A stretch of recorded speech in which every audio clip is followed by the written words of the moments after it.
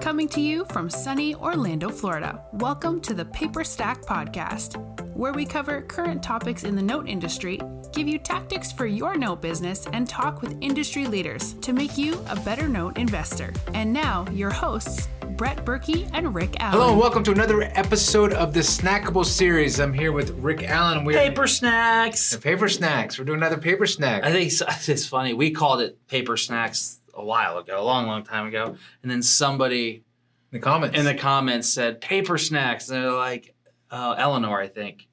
Yeah, I think so. It was funny. And I was like, yeah, somebody else called it paper snacks. Paper snacks, snackable.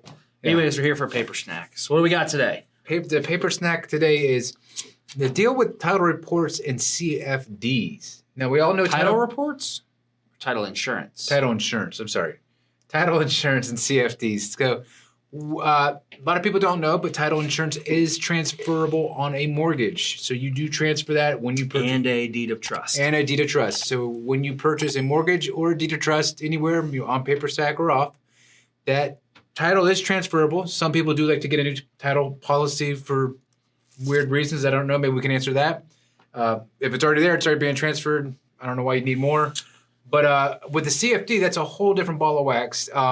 They're not transferred. A lot of times they don't even have it, right? There's not even a title policy on the thing. So Rick does like to add a title policy once he purchases a mortgage note, all for the contract for deed.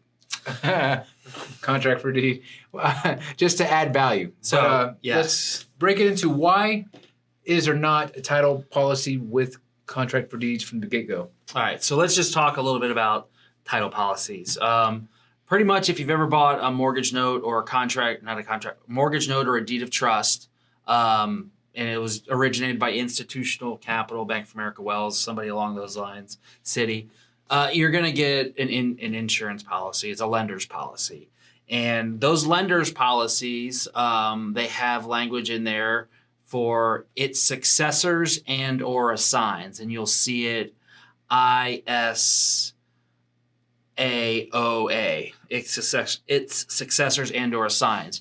Basically what that means is if that mortgage is sold or assigned, the title policy transfers. And the way title policies work is from a specific date backwards, right?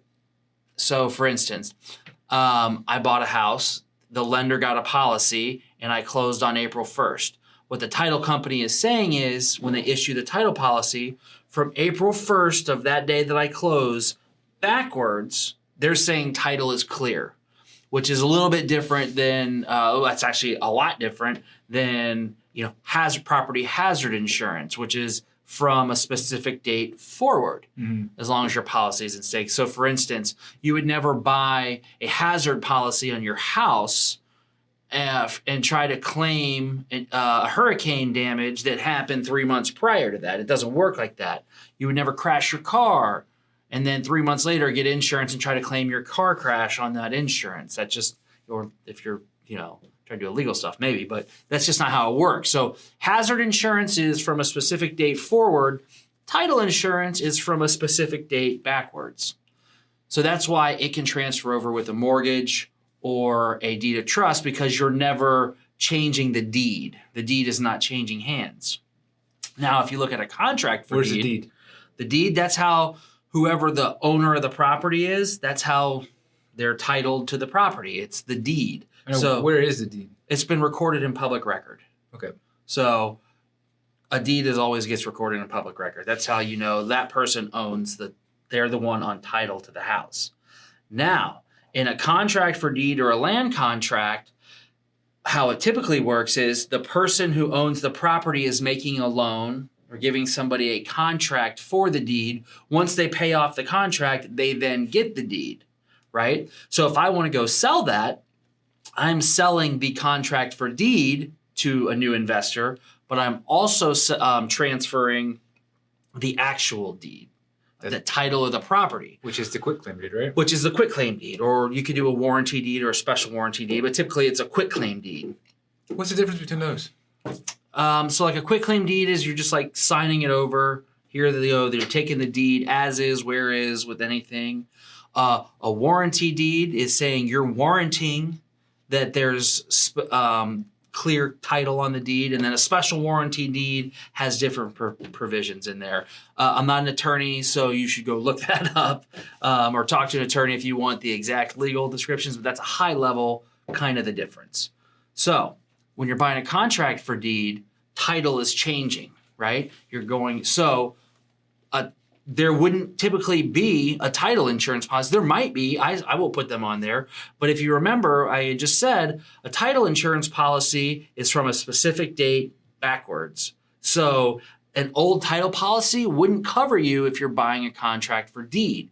The reason for that is because it's from a specific date backwards. Once you transfer title, you'll need a new policy to insure title. And you can go back and they can do a reissue for you, especially if if it's been issued within the past year. Most title companies have reissuance credits and they'll do it for a discount. But that's the reason why I see a lot of times there's no title insurance policy. Well, it's, if this thing has been purchased or sold, a contract for deed 3 or 4 times, you would have to have 3 or 4 different insurance policies to cover that.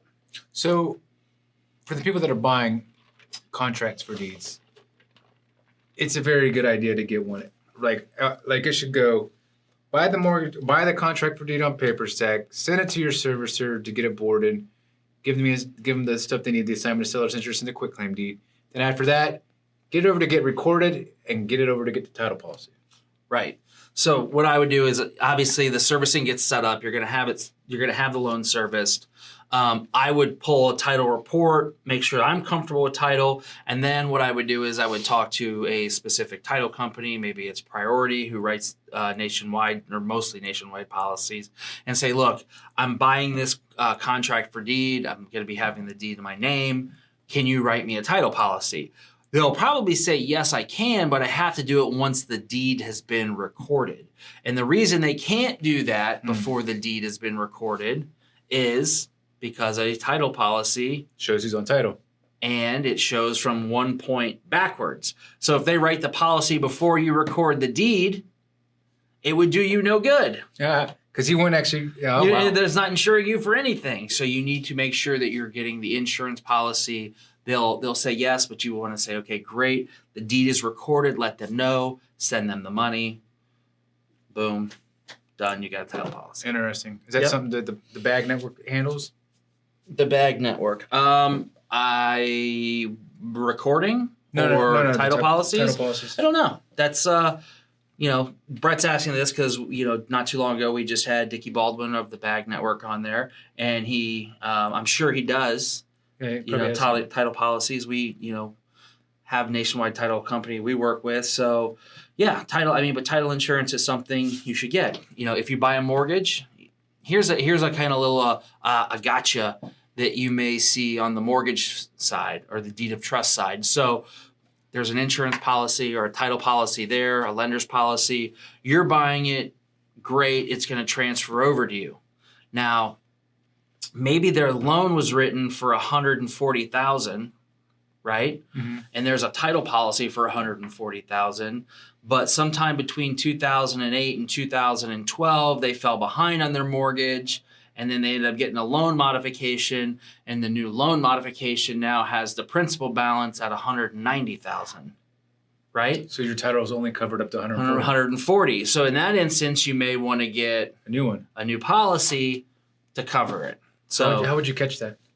By knowing the principal balance and knowing what the title policy says. The title policy says it right there. But those are some things that, if you get into a title claim, that $50,000 may make it's a big difference. If that's the difference in... That's huge. Yeah. Especially some of those things that got modified from the 2008 era. they were... What if it goes the opposite way? Imagine you had a house you got your title policy at $300,000. Now your house is worth $150,000. Something happens, you get access to that extra $150,000. I don't know. It'd be interesting to look at that. I would imagine yes. If there was a title claim, an actual title claim, and the house burnt down, That's not a title claim. That's a hazard.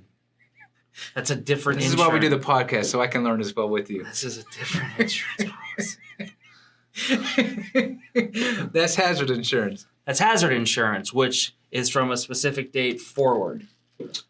So tell me how does the title policy get used? When would it get used in, say, the contract for deed? How would that arise that it's being used? So what'll happen is the title company is going to go through and they're going to run a down and dirty, just like they're going to get in there and they're going to look at every nook and cranny and they're going to say, yeah, title's clear up to this point, we'll insure it. They're going to put insurance on it. So if for some reason something pops up and somebody's like, well, I actually am supposed to be the one on title here and the title company missed it, then... Wow, what happens then? Transfers over and how would that work? Then you get into a title claim and you have to go in there and theoretically the title insurance would pay you out. Wow. But you never know, man. So... anyways, that's it. Paperstac, Paper Snack. It was a paper snack, and that was a good one. That was a Snackable. very technical one. The title policies are definitely something that are very... Yeah, it is. And then people ask all the time, well, the CFD doesn't have a title policy. Like, well, yeah, it's probably not going to have a title policy. Mm-hmm. And that's why. It's because every time it's changed hands, you'd have to have a new policy. They don't assign those policies. So takeaways are, with CFDs, unlike deed of trust and mortgages, title policies are non-transferable and probably most likely will not be there in the first place. So when you're purchasing a CFD, look to see if there is, but if there's not, don't be surprised, right? Right. That's not a shock. It's not a shock. Now you know. Now you know. So, knowing's half the battle. Yeah. Right? Yep. So anyways, that's what we got. We'll catch you guys on the next one. Thanks. See ya.